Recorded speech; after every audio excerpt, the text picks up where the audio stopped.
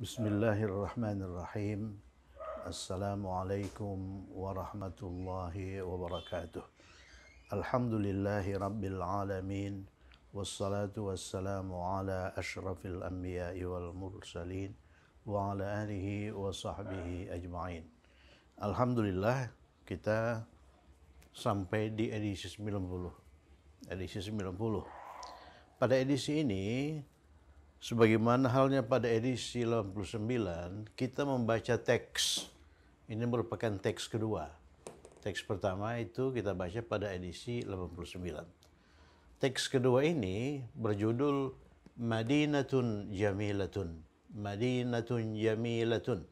Madinah Jamilah, atau sebuah kota yang cantik. Sebagaimana telah dijelaskan sebelumnya, bahwa teks itu terdiri dari kalimat-kalimat. Jadi teks itu terdiri dari kalimat-kalimat. Ini pagar ini itu merupakan pembatas kalimat, ya. Jadi kalau kita hitung jumlah kalimat yang ada di teks ini, 1, 2, 3. Nah, ini kalimat yang panjang ini. Kemudian 4, ini juga kalimat yang panjang. 5, 6, 7, 8. Jadi teks ini mengandung 8 kalimat. 3 di antaranya merupakan kalimat yang panjang. Jumlatun tawilah, yaitu kalimat ini, dan kalimat ini. Kemudian kalimat itu, kalau teks itu terdiri dari kalimat-kalimat, maka kalimat itu terdiri dari prasa-prasa. Prasa-prasa. Misalnya ini, kalimat ini. Lahu zaujatun salihatun mahiratun. Lahu ini merupakan prasa. Prasa yang terdiri dari harful jar la dan kata ganti majrur bersambung hu. Ya, ini disebut prasa jar majrur. Prasa yang awalnya itu harful jar disebut prasa jar majrur.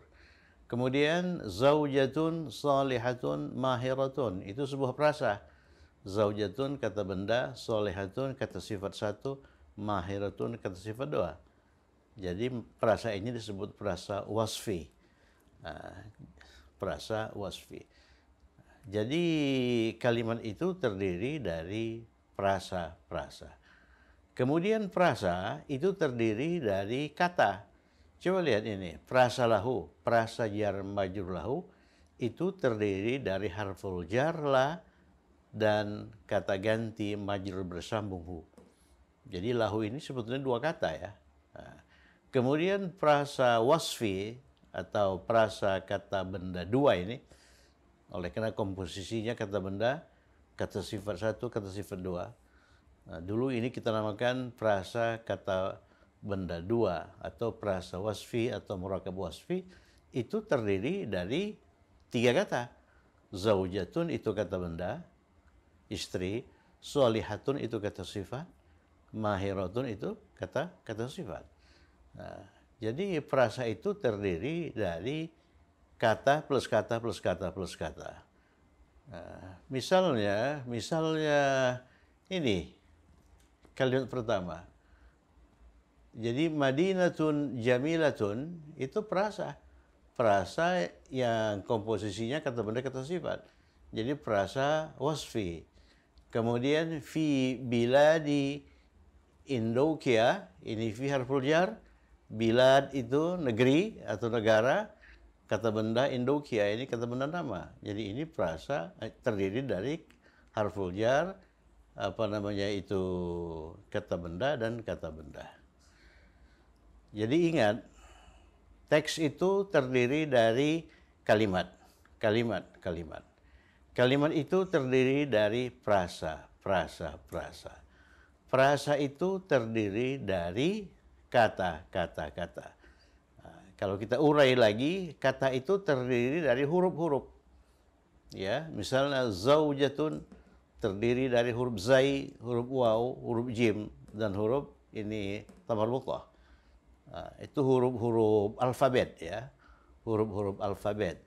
Dan itu huruf-huruf alfabet itu tidak punya makna, tidak punya makna. Jadi huruf itu ada dua, huruf yang punya makna dan huruf yang tidak punya makna. Seperti ini huruf lam ya, la ini. Ini juga huruf lam, tapi huruf ini mempunyai makna. Dia mempunyai makna mempunyai ya. Ini juga mempunyai makna. Hu ini dia mempunyai, lahu itu dia mempunyai.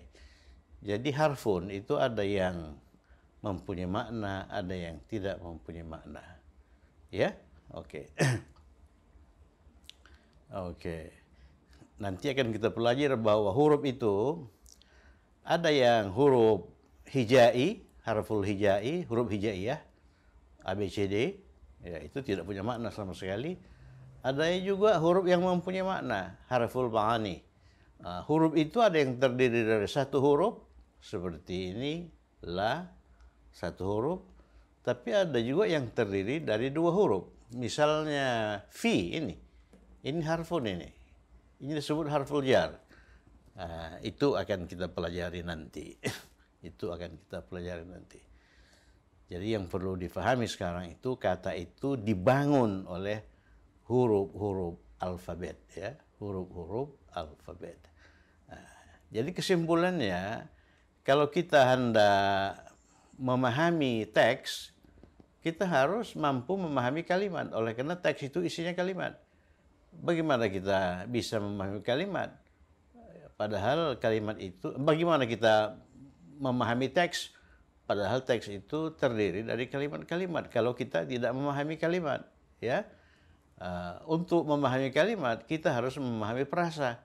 Oleh karena perasa itu terdiri dari, oleh karena kalimat itu terdiri dari perasa-perasa.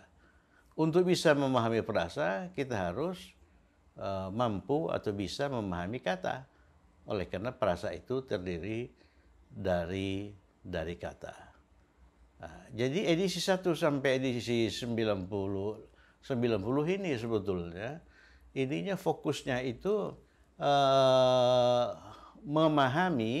memahami kata benda, kata sifat, kata depan, kemudian memahami frasa, ada frasa wasfi, ada frasa idhafi, ada frasa jar majrur, ada frasa zorfi, ada frasa isyari, frasa kata penunjuk, ada frasa isyari wasfi, dan sebagainya, dan sebagainya.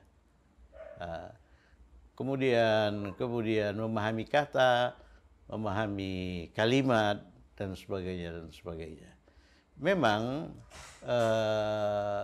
memahami teks adalah salah satu tujuan dari belajar bahasa. Kenapa kita belajar bahasa? Ya jawab, oleh karena kita hendak memahami teks yang ditulis dalam bahasa itu, dalam bahasa Arab dalam hal ini. Ya, misalnya Al-Quran itu sebuah teks. Ya, kalau kita hendak memahami Al-Quran, pahamilah kalimat-kalimat yang menyusun teks itu.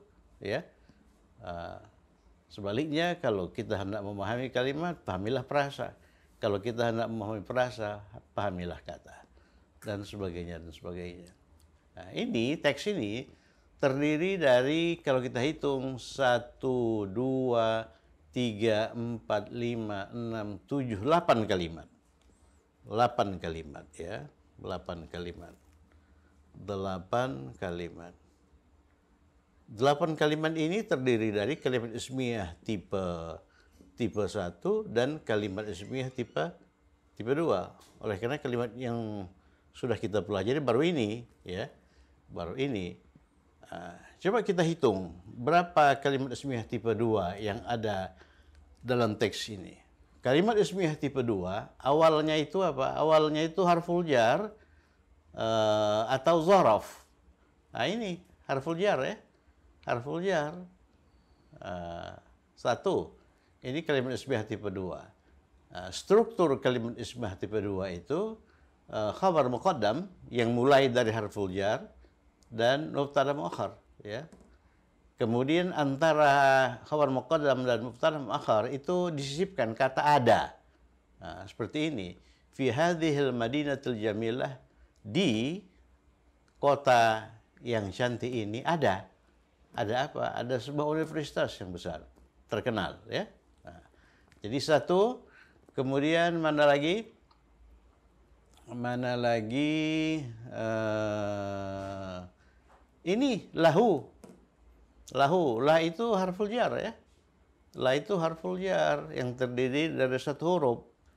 Harful jar, lah ini manakala dirangkai dengan hu, dia lahu, ya. Dia berharokat fathah. Tapi manakala dia dirangkai dengan kata benda, misalnya Muhammad, dia berharokat kasrah, li Muhammadin, ya. Nah, jadi ini jumlah ismiyah tipe 2. Tipe 2. Jadi kita sudah menemukan 1, 2 jumlah ismiyah tipe 2. Ada lagi? Ada lagi jumlah ismiyah tipe 2. Ismuha fi 1, kemudian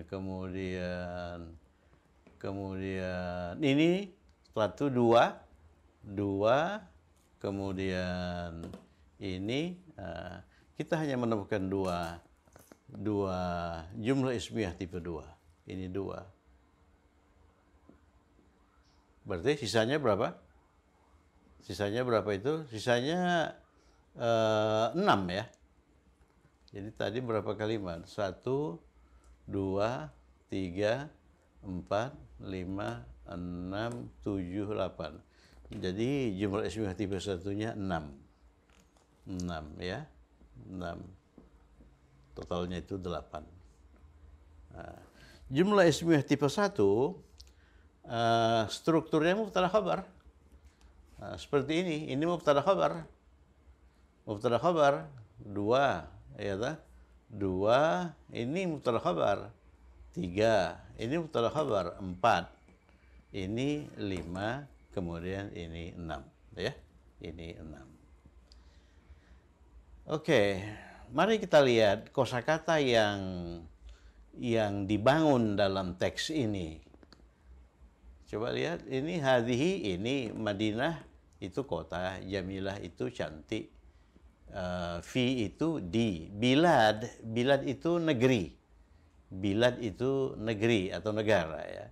Indokia ini nama negeri itu, negeri Indokia, ya. Kemudian ini terdiri dari kata ism itu nama, ha itu nya, ya, nya, kata ganti majrur bersambung. Qafiyas ini nama, ya.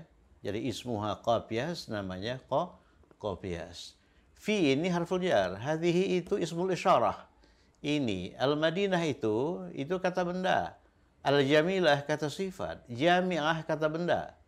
Ya, kabirah kata sifat, masyhurah kata sifat. Fi harful jar, asyarq itu timur, ya. Al-Gharb itu barat. Syarqun timur, Gharbun barat.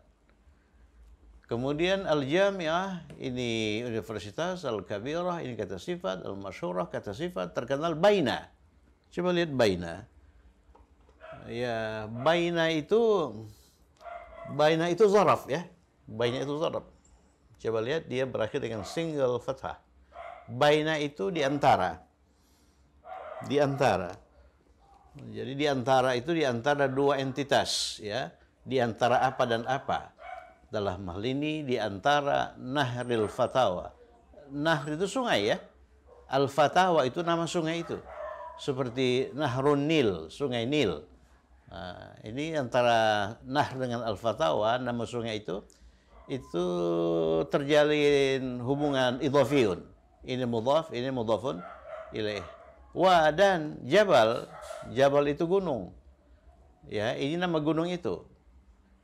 Alfa Matanji. Jadi nama gunung itu Alfa Matanji. Jadi dalam hal ini nama sungai itu beralif lam, nama gunung itu juga beralif lam. Kemudian Al-Ustadzu Muhammad Farhan, Al-Ustadzu Muhammad Farhan. Ini Muhammad Farhan itu nama ustadz ya. Nama ustadz. Nanti akan kita pelajari bahwa prasa yang begini ini itu prasa badaliyun. Jadi Muhammad Farhan itu merupakan badal atau penjelas dari al-ustadz. Ya. Dia harus laras dengan ustadz. Coba lihat ini marfu, ini marfu, ini marfu. Ya. Ustadz ini, oleh karena ustadz ini Raisul Jami'ah, pimpinan universitas atau rektor universitas, maka ustadz ini kita terjemahkan profesor. Ya. Oleh karena memang ustadz itu mengandung makna guru dan profesor ya. Ini profesor. Profesor Muhammad Farhan, Raisul Jami'ah. Gitu kan. Rais ini sudah berkali-kali muncul. Ini rektor, pimpinan tertinggi. Raisul Jami'ah. Ya, ini zaujah salihah mahirah sudah berkali-kali muncul. Ismuha Zainab. Namanya Zainab. Hiya mudarrasatu ilmi tauhid. Ini terdiri dari tiga kata ini ya, tiga kata benda.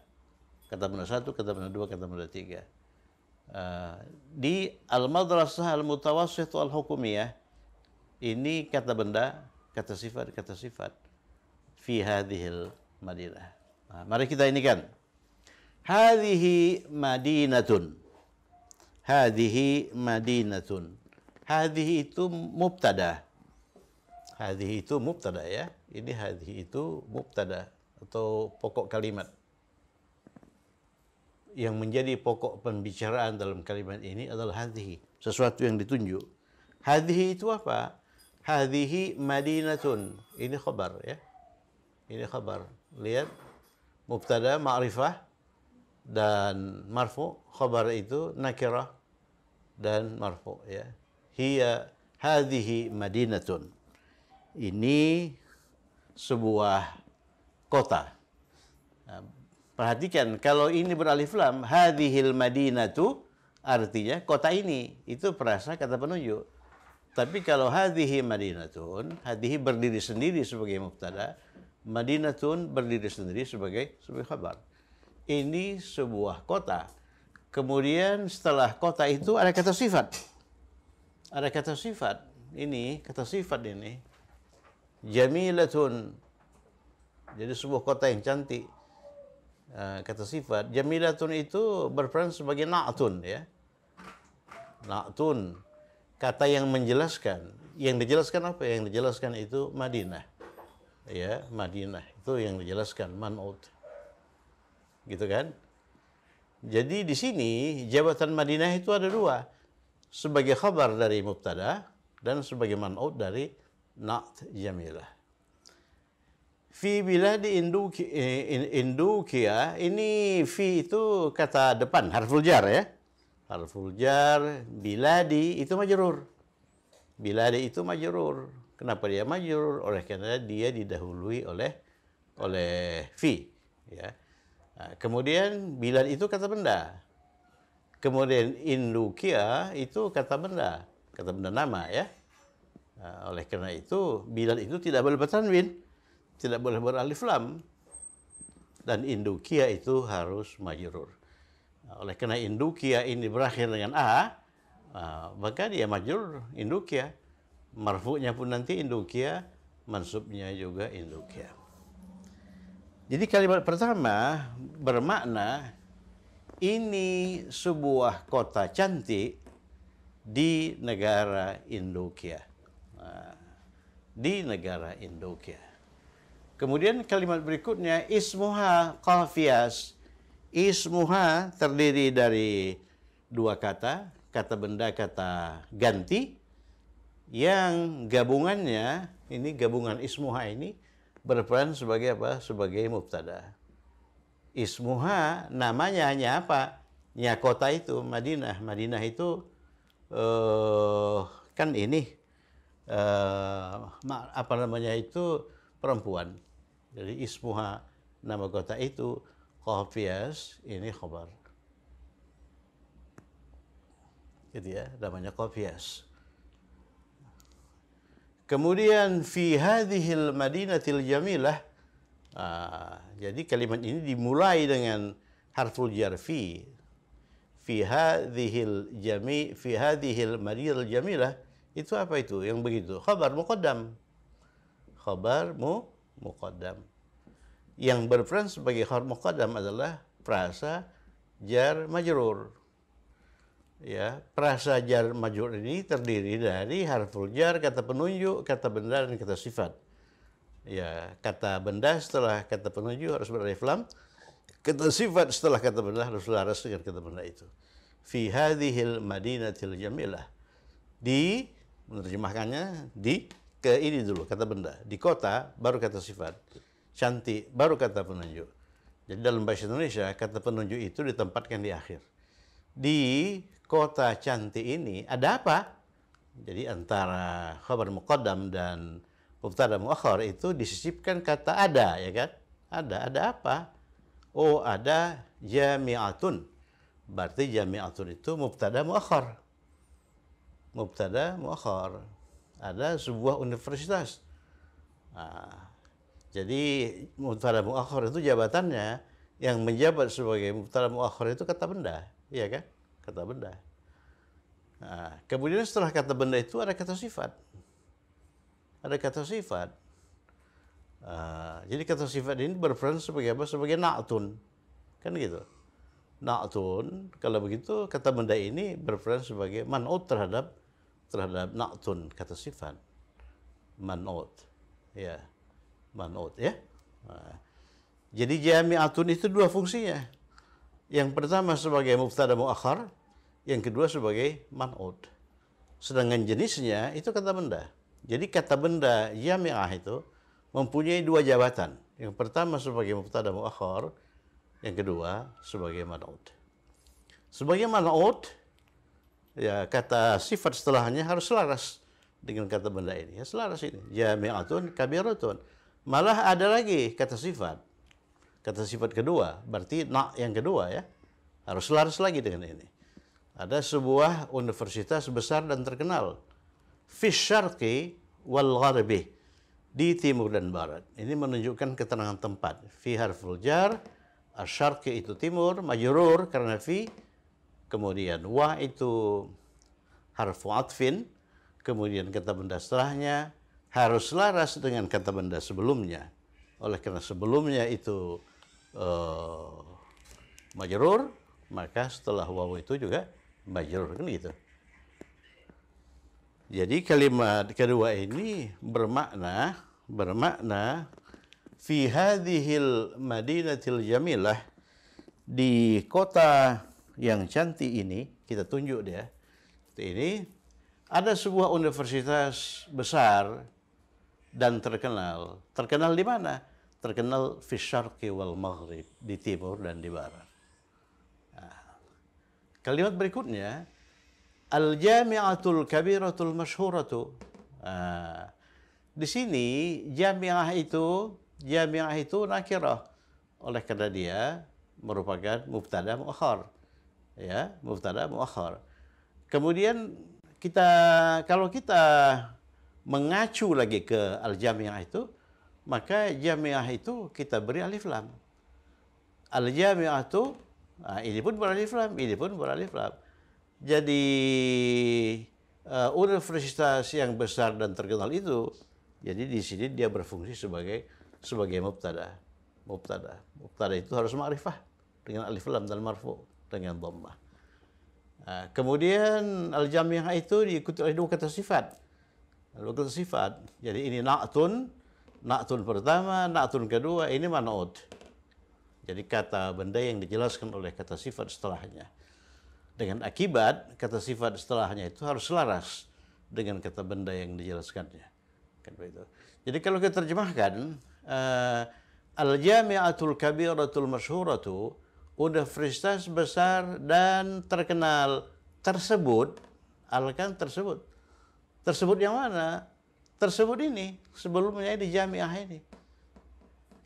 Jadi jami'ah yang terdapat di kota yang cantik ini, kan begitu kan? Nah, itu apa namanya itu mubtada. Ada mubtada harus ada khabar. Khabarnya apa? Khabarnya baina. Baina. Ini khabar ya. Apa arti baina? Di antara. Nah, ada apa dengan al-jami'ah besar dan masyhurah itu? Itu di antara, ada di antara apa? Di antara nahril fatawa. Nahril fatawa. Kata benda setelah baina, setelah zarab, itu majrur, ya kan? Itu majrur. Makanya nahri itu majrur. Nah, kenapa nahri itu majrur? Oleh karena nahri itu diikuti oleh kata benda. Al-fatawa, kata benda nama ini. Sedangkan nahri itu pun kata benda. Jadi kata benda satu, kata benda dua, ya kan? Jadi kata benda dua harus majrur, kata benda satu ini tidak boleh bertanwin, tidak boleh beralif lam, tidak bertanwin, tidak beralif lam. Dia majrur karena dia didahului oleh zarab baina. Kemudian ini al-fatawa itu mudhaf ilaih ya. Oleh karena ini mudhaf. Kombinasi KB1 KB2. Jadi ini al-fatawa harus majrur. Tapi al-fatawa itu berakhir dengan alif. Ini kan alif lah. Jadi kalau dia berakhir dengan alif, ya bentuk majrurnya juga seperti itu. Bentuk marfu'nya juga seperti itu, bentuk mansubnya juga seperti itu, ya. Nah, jadi di antara sungai Al-Fatawa dan Jabalil Famatanji, ini nama gunung. Ini nama gunung. Jadi ini KB, ya, ini juga KB. KB nama, ya kan? Ini KB2, ini KB1, ya. Nah, kemudian ini Jabal dihubungkan dengan nahr oleh waw. Ya, oleh waw. Oleh karena nahr itu majrur, maka ini pun harus majrur. Nah, begitu ininya ya. Analisisnya seperti itu. Jadi kalimat ini al-jami'atul kabiratul masyhuratu, universitas besar dan terkenal itu di antara apa? Di antara Nahril Fatawa, di antara sungai Al-Fatawa, wa Jabalil Famatanji, dan gunung Al-Famatanji. Ya. Jadi kalimat itu menggambarkan suatu situasi yang bisa dibayangkan ya. Coba bayangkan ada universitas itu besar, kemudian terkenal. Universitas besar dan terkenal itu di antara Nahril Fatawa. Coba bayangkan ada sungai, ini sungai misalnya, ini sungai. Kemudian ada dan gunung, ada gunung. Ini kan misalnya kalau kita bayangkan, ini sungai, ini nahrun, ini jabal. Kemudian universitas itu ada di sini. Ada di sini, di antaranya itu. Ya kan? Di antaranya itu. Nah, begitu. Jadi kalimat itu menggambarkan satu situasi yang seharusnya dapat dibayangkan. Ya, dapat dibayangkan ya. Nah, jadi al-jami'atul kabirah, ya, kita bisa memvisualisasikan ini apa namanya itu al-jami'ah ini. Kemudian ini besar dan dikenal oleh banyak orang, ya, di barat dan di timur, ya, di barat dan di timur. Kemudian Al-Ustadzu Muhammad Farhan, Ustadz Muhammad Farhan, ini mubtada, ya, ini mubtada. Bisa kita bayangkan itu Profesor Muhammad Farhan. Coba Anda bayangkan Profesor Muhammad Farhan. Ada apa dengan Profesor Farhan? Itu Rais. Rais itu khabar. Ya, rektor. Ya, pimpinan tertinggi itu Rais. Rais itu kata benda. Ya, kata benda. Yang berperan sebagai mubtada khabar itu kata benda. Rais. Nah, tapi kata benda ini dirangkai lagi dengan kata benda. Ya, kata benda. Jadi kata benda satu, ini kata benda dua. Jadi Rais itu kata benda satu, Al-Jami'ah itu kata benda dua. Jadi Rais dan Al-Jami'ah ini tidak berdiri sendiri. dia merupakan satu rangkaian idhofiyun namanya. Rangkaian idhofiyun yang berperan sebagai mudhaf, rais yang berperan sebagai mudhaf ilaih al-jami'ah. Makanya al-jami'ah itu majrur sebab dia mudhafun ilaih setelah mudhaf. Nah, mudhaf itu kita lihat tidak bertanwin, tidak beralif lam. Memang mudhaf itu harusnya begitu. Kalau mudhaf itu beralif lam salah. Ya, bertanwin salah. Tetapi mengapa dia berharokat akhir? Berharokat akhir dhammah? Oleh karena dia khabar. Ya, jadi rois itu di samping berperan sebagai mudhaf, dia berperan sebagai khabar. Khabar dari apa? Khabar dari al-ustaz. Ya, khabar dari al-ustaz. Khabar dari al-ustaz. Jadi rois itu mempunyai dua fungsi. Dia berperan sebagai atau berfungsi sebagai khabar sekaligus sebagai mudhafun ilaih. Peran mudhafun ilaih mempunyai implikasi dia tidak boleh bertanwin, tidak boleh beralif lam, dan kata benda setelahnya harus majrur. Itulah implikasi dari peran rois sebagai mudhaf. Nah, kalau peran sebagai mubtada, sebagai khabar, ya harakat huruf akhirnya harus dhammah, dia harus marfu. Nah, tapi kok tidak bertanwin? Oleh karena dia tadi mudhaf itu tidak boleh bertanwin. Jadi arti kalimat ini Profesor Muhammad Farhan merupakan atau tanpa itu rektor universitas itu. Universitas tersebut yang mana?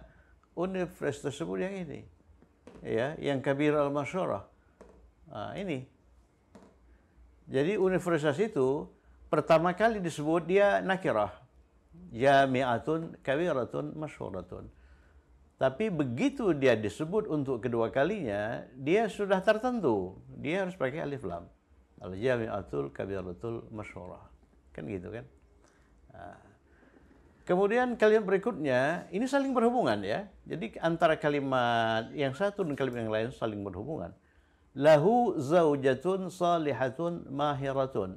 Perhatikan, kalimat ini diawali dengan lahu. Lahu itu terdiri dari harfu jar dan kata ganti majrur bersambung.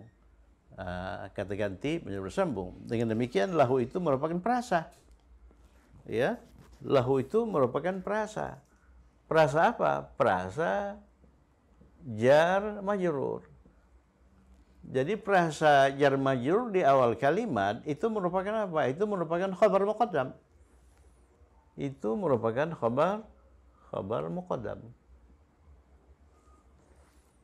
Jadi jenisnya itu perasa jar majrur, kemudian fungsinya atau perannya atau jabatannya khabar muqaddam. Kalau ada khabar muqaddam harus ada mubtada muakhar. Ya, mubtada muakhar itu apa? Zaujatun. Ini mubtada muakhar. Zaujatun itu.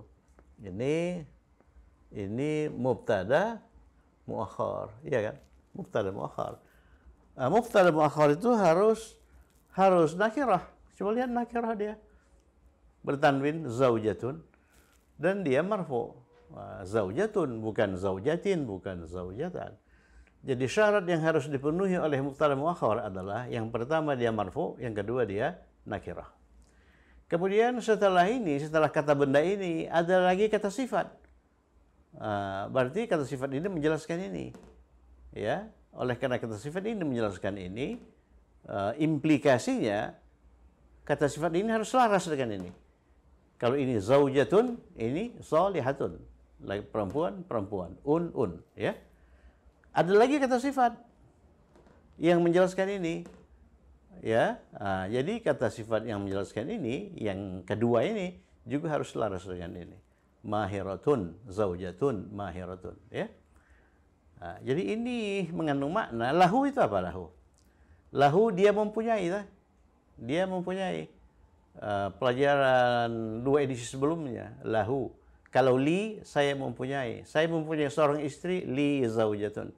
Kalau engkau mempunyai seorang istri, laka zaujatun. Ya. Kalau dia mempunyai seorang istri, lahu zaujatun. Nih. Hu ini siapa ini? Hu ini Al-Ustaz Muhammad Farhan. mempunyai, mempunyai. Coba bayangkan, ini apa ini? Hu ini, pemilik lah, pemilik. Ini a itu, lam plus a plus b. Dalam bahasa Arab pemilik itu dinyatakan dengan ini apa ini? Dhamir bersambung, ya, dhamir jar bersambung, ya. Lahu zaujatun shalihatun mahir. Kata benda, kata ganti majrur bersambung. Bukan kata ganti marfu terpisah. Bukan lahua. Jadi dia mempunyai bukan lahua, tapi lahu. Saya mempunyai bukan la ana, tapi li. Ya. Punya apa? Punya zaujatun. Ini mubtada muakhar. Oleh karena mubtada muakhar ini dijelaskan oleh kata sifat solehah, dia juga punya fungsi lain, yaitu sebagai man'ut. Ini sebagai na'tun yang pertama, ini na'tun yang kedua. Oke. Jadi dia mempunyai seorang istri yang solehah dan pandai. Ismuha Zainabu. Ismuha ini prasa. Makanya kalau kita menganalisis teks, analisis itu tidak terlepas dari analisis kata, analisis prasa, dan analisis kalimat. Nah, ini prasa yang terdiri dari ismun. Ismun itu kata benda, nama. Ha itu kata ganti. Kata ganti majrur bersambung, ya. Kata ganti majrur bersambung.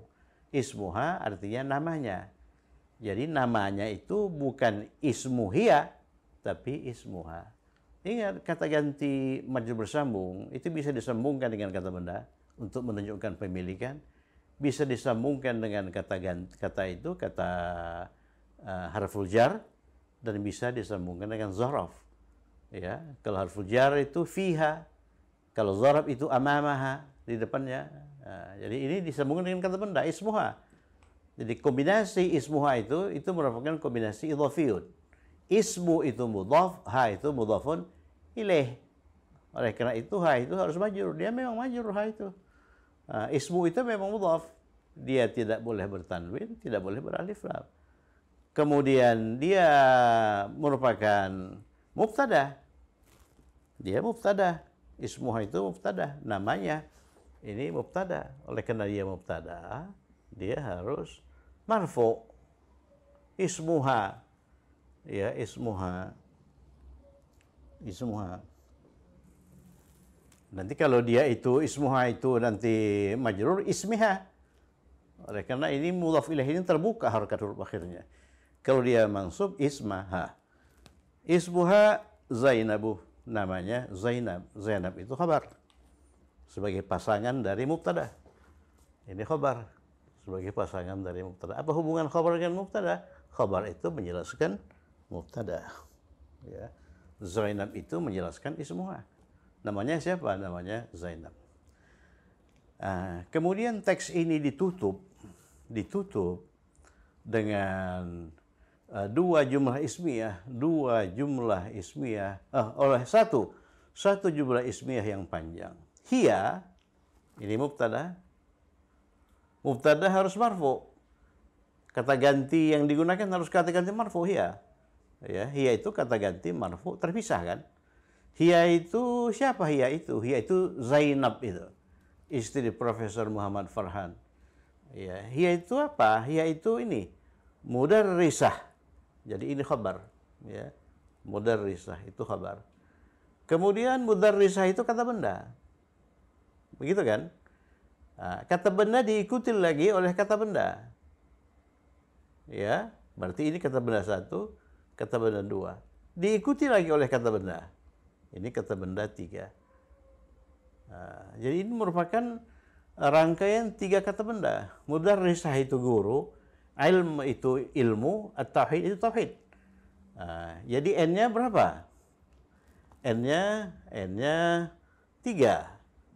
Angka saktinya 3 kurang 1 sama dengan 2. Ya kan? Ini angka sakti. Apa arti angka sakti ini? 2 kata benda dari belakang harus majrur. Nih, majrur nih. Ini 2 kata benda dari belakang. KB2 dan KB3 harus majrur. Ini harus majrur. Jadi tak boleh ilmu tauhid, mudarrisatu ilmu tauhid. Tidak boleh mudarrisatu ilmu tauhid, tidak boleh. Ini harus majrur. Ya. Harus majrur. Kemudian dua dari belakang, dua dari depan berarti mudarrisah dan ilm itu tidak boleh bertanwin, tidak boleh beralif lam. Kemudian harakat huruf akhir kata benda yang pertama, ya, itu terbuka sebetulnya, terbuka, bisa u, bisa a, bisa i. Tapi di sini dia harus u, oleh karena dia apa? Dia khabar.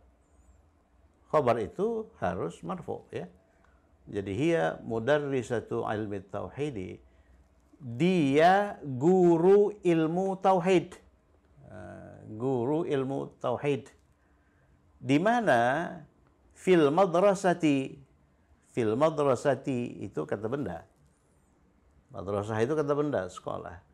Kemudian, ini, catat ini. Ini kata baru. Mutawassit. Mutawassit. Ini pertengahan. Ya, mutawassit. Mutawassit. Ini kata sifat, ya. Mutawassitun. Ini menengah. Menengah. Menengah. Menengah. Nah, dia punya hubungan makna dengan wasata. Wasata. Wasata itu di tengah, ya. Dua satu itu di tengah. Ini kata apa? Ini kata sifat. Jadi fil madrasatil mutawassithah, di sekolah menengah. Ini menengah, mutawassithah. Ya, ini kata sifat, ya. Kata sifat. Kata sifat. Jadi oleh karena kata bendanya itu perempuan, al-madrasah, maka kata sifatnya juga ikutin ini. Mutawassithah. Ini diperempuankan. Mutawassithah. Kemudian ini kata sifat lagi. Kata sifat lagi deh, kata sifat. Jadi ada dua kata sifat yang mengiringi kata benda al-madrasah. Yang pertama al-mutawassithah, yang kedua al-hukumiyah. Dengan kata lain, madrasah itu bersifat al-mutawassithah dan madrasah itu bersifat al-hukumiyah. Nah, kata hukumah sudah pernah dimunculkan, walaupun tidak sering saya kira, tapi sudah pernah dimunculkan. Coba cek lagi edisi-edisi sebelumnya. Hukumah. Hukumah. Hukumah. Hukumatun. Hukumatun itu pemerintah. Pemerintah. Kita bisa membentuk kata sifat yang berkenaan dengan pemerintah. Caranya bagaimana? Itu seperti KSK itu. Jadi ini hilangkan tamar marbutah, ya kan? Kemudian tambahkan ya musyaddadah. Kemudian ini sebelum ya musyaddadah ini dikasrahkan, ya. Jadi hukumiyun. Hukumiyun.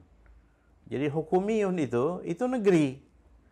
Jadi sekolah negeri, ya, madrasatun hukumi, oleh karena madrasah itu perempuan, maka ini pun diperempuankan. Bagaimana memperempuankan ini? Fathahkan huruf akhir, harakat huruf akhir, hukumiyatun. Jadi ini kata sifat yang berkenaan dengan hukumah. Hukumah itu apa? Pemerintah. Jadi kata sifat yang berkenaan dengan pemerintah, berarti negeri.